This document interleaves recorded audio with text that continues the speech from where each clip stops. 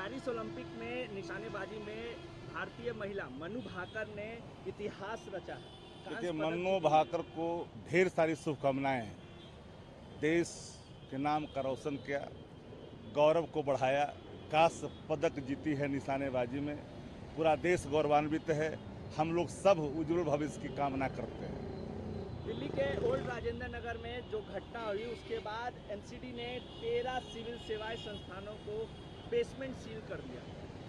देखिए, दिल्ली के राजेंद्र नगर में जो घटनाएं घटी है वो त्रासदी मानव निर्मित है और इसके लिए जिम्मेदारी शासन को लेनी होगी। दिल्ली का लाइन ऑर्डर किसके हाथ में है?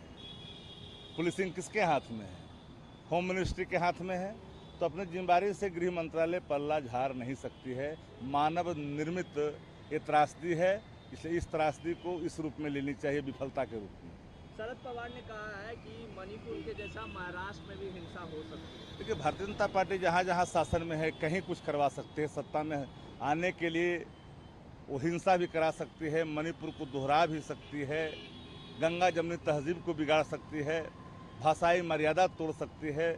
देश और देशवासियों से भाजपा का कोई लेना देना नहीं। केंद्रीय बजट पर राहुल गांधी आज लोकसभा में बोल सकते हैं। मुझे उम्मीद है कि राहुल गांधी जी केंद्रीय बजट पर तार्किक तरीके से देश के प्रधानमंत्री जी को जवाब देंगे, क्योंकि बजट में कुछ देश को हासिल नहीं हुआ, न नौजवान को, न किसान को, न आवाम को। न महंगाई पे लगाम लगाई गई, न नौकरी के नए अवसर देने की बात कही गई। राज्यों के साथ भेदभाव हुआ, बिहार को ठगा गया। तो इन सारे सवालों पर राहुल गांधी जी की अपनी बात खुल करके सामने आएगी। जन स्वराज अभियान अब जन स्वराज पार्टी बनने जा रही है। 2 अक्टूबर को वो राजनीतिक रूप से राजनीतिक पार्टी बन जाएगी। देखिए, जो इस देश के अंदर में जो ब्राह्मणवादी व्यवस्था है, जाति नहीं ब्राह्मणवादी व्यवस्था, वो धर्मनिरपेक्ष ताकत को कमजोर करने के लिए कई तरह का स्वरूप का धारण करती है। उसमें एक स्वरूप पांडे प्रशांत भी हैं।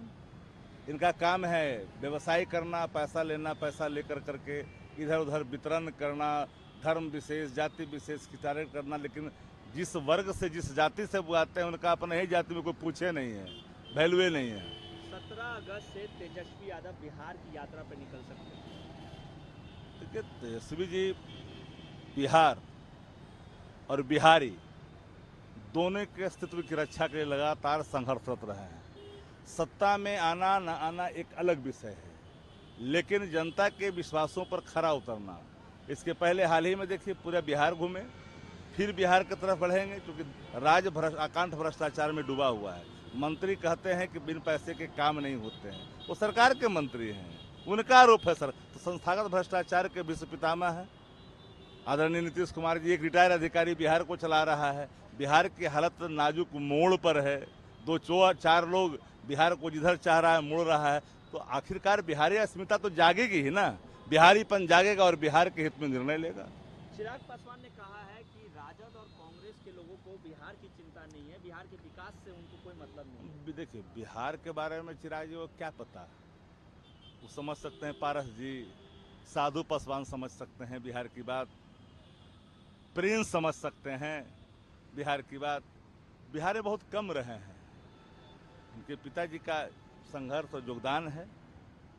रहे हैं कम बिहार में, तो हाल के दिनों में राजनीतिक रूप से सक्रिय होने के लिए बिहार में आए हैं। तो बिहार को बहुत समझे भी नहीं है। स्क्रिप्ट लिखा हुआ स्क्रिप्ट पढ़ लेते हैं। नॉन रेसिडेंशियल बोल रहे हैं क्या उनको? अब तो आप अच्छा बताएं, अर्ध बिहारी पूर्ण बिहारी में अंतर नहीं होता है क्या? अर्ध बिहारी जो बिहार के हैं, लेकिन बिहार से समय समय पर आना जाना है। एक पूर्ण बिहारी जो बिहार में रहना, बिहार में जन्मा, बिहार में पला, बिहार में बढ़ा, फर्क पड़ता है ना।